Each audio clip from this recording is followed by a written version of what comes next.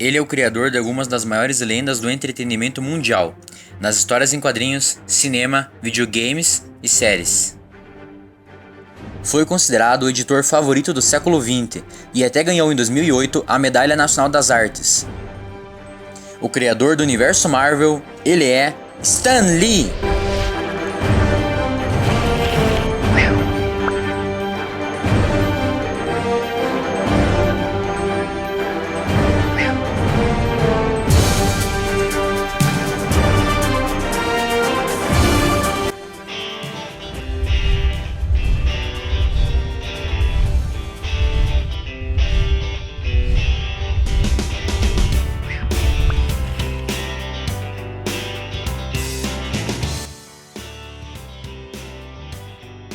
Stanley Martin Lieber nasceu em 28 de dezembro de 1922, em Manhattan, Nova York, no apartamento de seus pais Celia e Jack Lieber, que eram imigrantes da Romênia de origem judaica.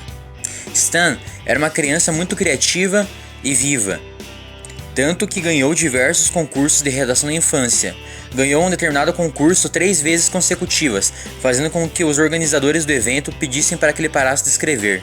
Vindo de uma família muito pobre, Stan fez todo tipo de trabalho na adolescência. Ele começou a trabalhar com 15 anos. Foi entregador de sanduíches, office boy, vendedor de assinaturas de um jornal e lanterninha de cinema, sendo que esta última lhe rendeu um momento muito interessante. Um determinado dia, Stan viu que uma das mulheres que ele iria guiar até a sua cadeira era Eleanor Roosevelt, a primeira dama dos Estados Unidos na época. Ele então ficou todo feliz, estufou o peito, empinou o queixo e a mostrou o caminho. No entanto, algum safado percebeu que ele estava muito feliz por guiar a primeira dama, e então colocou o pé à sua frente. Não deu outra, Stan caiu de boca no chão. A primeira coisa que viu foi a primeira dama se abaixando, pondo a mão sobre seus ombros e falando: "Está tudo bem, garotinho?" Ele disse que se sentiu muito impressionado, mas também ficou muito brabo com o que o garoto fez. Até que um dia, andando pelas ruas, Stan viu um cartaz de uma editora que procurava por assistente editorial. Então ele foi até lá e conseguiu um emprego. O presidente da editora era Martin Goodman, marido de sua prima. Quando começou a trabalhar na Timely, Stan servia café, era garoto de recados, era um verdadeiro faz-tudo. Ele me mandava buscar sanduíches ou pedia para eu encher um tinteiro. Quer dizer, fiz muitas coisas jornalísticas com ele. Stan, inicialmente, não tinha experiência com publicações, por isso era apenas um garoto de recados, mas começou a participar do processo criativo muito rápido. Joe e Jack lhe davam revisões para fazer e ele pensava: "Nossa, eu também posso escrever isso." Então, acabaram me pedindo para escrever algumas coisas e foi assim que me tornei roteirista, disse Stan. Seu primeiro trabalho profissional foi um texto para a revista Captain America Comics número 3, em 1941, uma história de 2 páginas para a Timely Comics. Houve uma época em que eles precisaram de alguém para escrever as 2 páginas. Cada gibi tinha que ter 2 páginas de prosa para ser aceito nos privilégios de 2ª classe dos Correios. E nós achávamos que ninguém lia aquela coisa. Então comecei a colocar o Stan para escrever essas 2 páginas. Na época, a Timely Comics era composta por apenas 3 pessoas: Joe Simon e Jack Kirby, além de Martin Goodman, que era o presidente. Jack era o artista e Joey o editor. E como a Timely não tinha muito mais funcionários além dos 2, o Martin Goodman comprava material artístico adicional da Funnies. O Tocha Humana e o Príncipe Submarino foram comprados da Funnies, outra editora, e depois incorporados à Timely. Com 18 anos de idade e em plena Segunda Guerra Mundial, Stan se alistou. Ele acreditava que seria um herói de guerra. Eu queria ser um herói. Eu escrevia sobre eles e me enxergava ganhando a guerra sozinho, dizia ele. Porém, o destino havia preparado outra coisa para ele. Seus superiores no exército descobriram que ele trabalhava com histórias em quadrinhos. Então, o mandaram para Astoria, em Queens, onde o exército tinha uma divisão de cinema. Lá, ele escreveu diversos filmes de treinamento e manuais de instrução. Ele continuou a escrever para a Timely Comics mesmo durante a Segunda Guerra. Um dos seus trabalhos que mais repercutiu foi quando pediram que ele fizesse um cartaz pedindo para que os soldados fossem a uma estação de tratamento caso tivessem andado com alguma garota. Stan, sem saber o que fazer, resolveu desenhar um cartoon cômico que mostrava um soldado indo em direção a uma estação de tratamento todo sorridente com um balão que dizia: "Doença venérea? Comigo não." Foram distribuídos milhares de cartazes desses durante a Segunda Guerra, o que fez com que os soldados ficassem sempre saudáveis. Ou seja, indiretamente, Stan Lee ganhou a Segunda Guerra. Brinks, tô zoando, negada. Antes do início da Era Marvel, quadrinhos era algo de modismo e não tinha um padrão definido. A indústria na época passava por uma crise. Era um negócio falido, dizia Jack Kirby. Os quadrinhos sempre seguiram tendências. Durante anos foram super-heróis, em seguida vieram os romances, os westerns e os desenhos animados, dizia Stan. Nos anos 50, enquanto trabalhava como editor, Stan chegou a comandar uma produção mensal de quase 80 revistas em quadrinhos, criando contos de terror, ficção científica, faroeste e romance. No início dos anos 60, Martin Goodman, o presidente da Marvel, jogava golfe com Jack Leibowitz, o editor da National Comics, antiga DC Comics, e Jack lhe contou sobre uma nova revista da National que fazia muito sucesso. Contou sobre um grupo de super-heróis que se reuniam todos juntos para combater o crime, a Liga da Justiça. Percebendo o potencial que este conceito tinha, Martin foi correndo a Stan e lhe disse: "Stan, temos que criar um bando de super-heróis." Stan, na época, pensava em desistir dos quadrinhos, pois, como afirmava ele, era uma carreira idiota para um adulto. Contando para sua mulher sobre a frustração de escrever histórias muito bobas até então, focadas para crianças pequenas, ela lhe disse: "Já que vai pedir demissão, por que não faz uma edição do jeito que gostaria? Na pior das hipóteses, será demitido mesmo." Então, na mesma noite, Lee escreveu um perfil de 2 páginas da nova revista e enviou para Jack Kirby. Em novembro de 1961, chegou nas bancas The Fantastic Four número 1, dando início à era dos super-heróis Marvel. A inspiração para o Quarteto Fantástico veio principalmente de um trabalho que Kirby produziu para a DC em 1957, Os Desafiadores do Desconhecido. As histórias mostravam como 4 homens, depois de milagrosamente sobreviver a um acidente aéreo, formaram uma equipe de aventureiros para combater criaturas estranhas e vilões futuristas. Estava dada a largada para a criação de um grupo que revolucionaria os quadrinhos, tanto como conceito artístico como no mercado. Além dos Desafiadores do Desconhecido, outras criações de Kirby influenciaram na concepção do Quarteto Fantástico. Suas histórias de monstro, publicadas nas revistas Amazing Fantasy e Strange Tales, já mostravam alienígenas escamosos, monstros que mudavam de forma e criaturas de pele petrificada. Essas ideias se uniriam para dar forma ao heróico Coisa e aos Skrulls, os inimigos clássicos do quarteto. A inspiração dos poderes do quarteto tem fontes variadas. Os dons de Reed Richards são muito similares aos de Patrick L. O'Brien, o Homem Borracha, primeiro herói capaz de mudar de forma. Criado em 1941, na revista Policy Comics número 1 da Quality Comics, as HQs do Borracha se destacavam pelo humor escrachado e pelo belo traço de Jack Cole, criador do personagem. Mas é outro personagem maleável que guarda as maiores semelhanças a Reed Richards, Ralph Dibny, o Homem Elástico, que surgiu na edição 112 da revista Flash, de 1960. Criado por John Brome e Carmine Infantino, Ralph é um detetive genial especialista em casos insolúveis. Ele adquiriu seus poderes ao consumir a fórmula Jim Gold. Para completar, tem uma fiel esposa chamada Sue, criada no começo de 1961, meses antes do Quarteto Fantástico. Já a Mulher Invisível é bastante similar à Invisible Scarlet O'Neil, surgida em tiras de jornal publicadas pela Chicago Comics entre 1940 e 1956, e é uma das primeiras super-heroínas dos quadrinhos, surgida antes mesmo da Mulher Maravilha, criada só em 1941. Por fim, os dons de Johnny Storm, assim como seu codinome, têm uma fonte mais direta.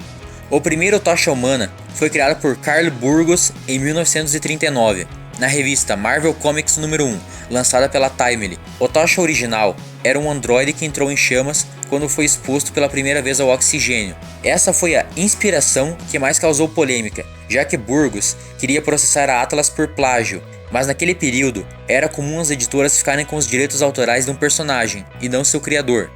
Portanto, a decisão da Atlas em criar um novo Tocha Humana era legal. Burgos nunca perdoou Stan e Kirby e, em um acesso de fúria, destruiu todos os originais do Tocha Humana que estavam em seu poder. A Marvel não criou os quadrinhos de super-heróis, mas sua contribuição a essa arte é inestimável.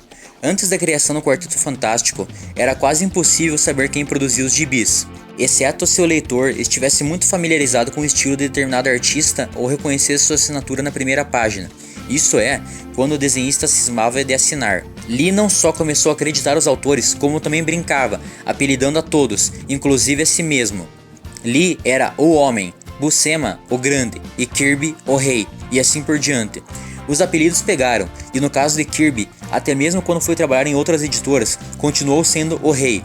Se hoje, por muitas vezes os autores alcançam um status até maior do que os personagens, e isso se deve à iniciativa de Lee. Stan estava anos à frente de qualquer desenhista no conceito de criação de cenas de ação.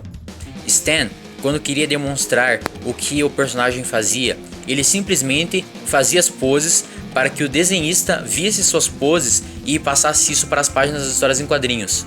Se ele quisesse que alguém olhasse para o lado, a pessoa não simplesmente olhava para o lado, ela olhava para o lado bastante, fazendo com que sua cabeça virasse completamente para o lado. Desde junho de 1961, as revistas de Goodman traziam a sigla MC nas capas, uma referência ao nome do primeiro gibi da editora, Marvel Comics.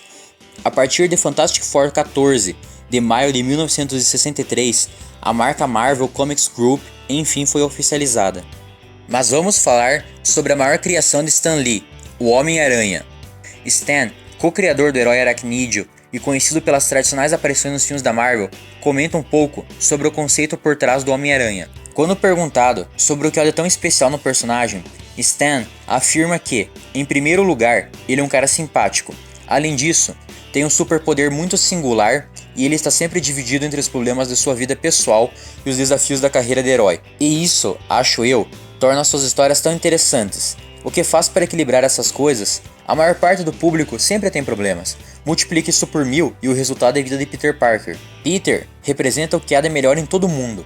Ele se preocupa com Gwen Stacy, com a tia e quer trabalhar bastante por elas.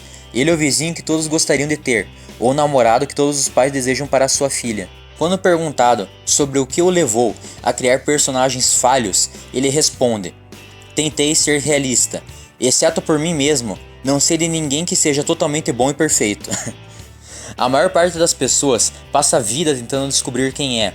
Você pode estar casado com alguém há vários anos e ainda assim passar a vida tentando descobrir quem é seu parceiro.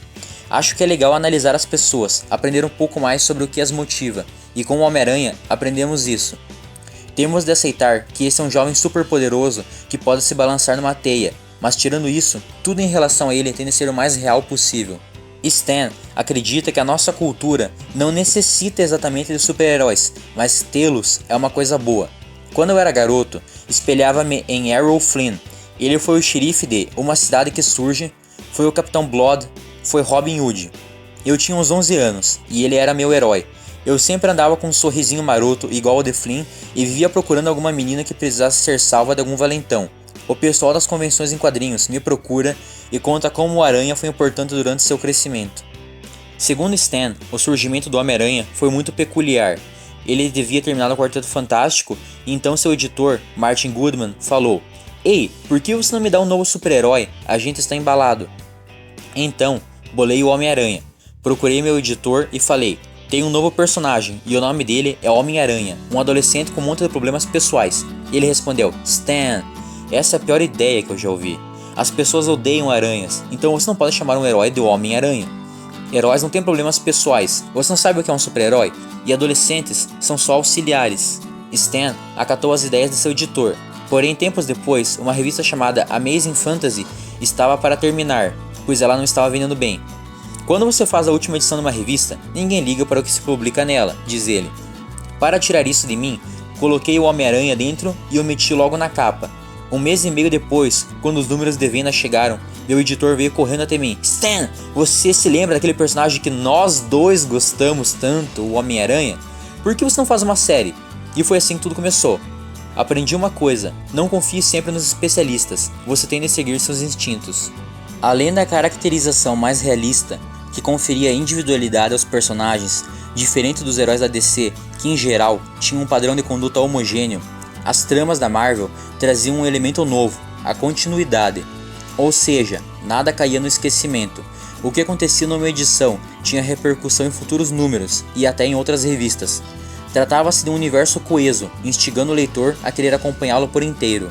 Aos poucos, a Marvel conseguia driblar as dificuldades de sua distribuição pela DC e lançar novas séries. Os quadrinhos voltavam a dar lucro e Goodman contratou mais gente para auxiliar Stan Lee.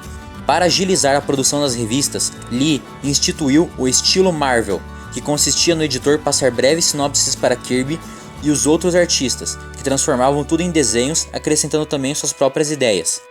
Quando o desenhista mostrava as páginas desenhadas e sem arte final, Lee analisava tudo e, estando de acordo, colocava os diálogos e a narrativa. Nunca restringia a liberdade de nenhum dos artistas, ou disse que deviam seguir a risca o que eu passava por escrito, exceto quando queria algo específico, lembrou Lee, que não raras vezes teve de pedir para redesenharem páginas inteiras até ficarem como ele desejava. Logo, os super-heróis da editora saíram dos quadrinhos para outras mídias. Em janeiro de 1965, surgiu o fã-clube oficial da Marvel, a Sociedade Marchanta da Divertida Marvel, que nada mais era que a venda por correio de quinquilharias como bottoms e discos de vinil, com as vozes do pessoal da redação, que os fãs amavam. Em 1966, os personagens ganharam suas versões desanimadas para a TV. O estúdio canadense Grand Tree Lawrence produziu episódios de Hulk, Namor, Capitão América, Thor e Homem de Ferro, num estilo de animação de pouco movimento, mas com enredos bem fiéis aos gibis. No ano seguinte, o mesmo estúdio realizaria um trabalho de melhor qualidade com o Aranha, enquanto o quarteto era lançado pela Hanna-Barbera no traço do artista Alex Toth. Diante de tanto sucesso, Lee e Kirby começaram a dar entrevistas para os meios de comunicação, e os personagens da Marvel se tornaram objeto de estudo nas universidades. Com tanta exposição na mídia, não tardou para que Goodman recebesse propostas para vender sua editora, o que ocorreu em 1968, quando o conglomerado Cadence Industries comprou a Marvel. A primeira medida foi adquirir também uma distribuidora, a Curtis Distribution. Finalmente, a editora se livraria das restrições da DC e logo tratou de lançar várias revistas novas. E é isso aí, galera, esse vídeo é a primeira parte do nosso dossiê sobre Stan Lee. Se vocês curtiram, dá aquele like maroto para ajudar a gente e fala pra gente quais os outros roteiristas e desenhistas que vocês queriam ver nesse quadro. Se inscreva no canal para estimular a gente a fazer sempre mais vídeos nesse estilo. Assistam os vídeos do Cabana do Leitor, que são do caralho. Acompanhe a gente no Facebook, conheçam o nosso novo parceiro Masmorra e desejar pra vocês um feliz 2016, cheio de paz, amor, quadrinhos, sexo, tudo de bom. Porque, parafraseando o Érico Borgo, que época boa para ser nerd. Tchau, galera, é nóis!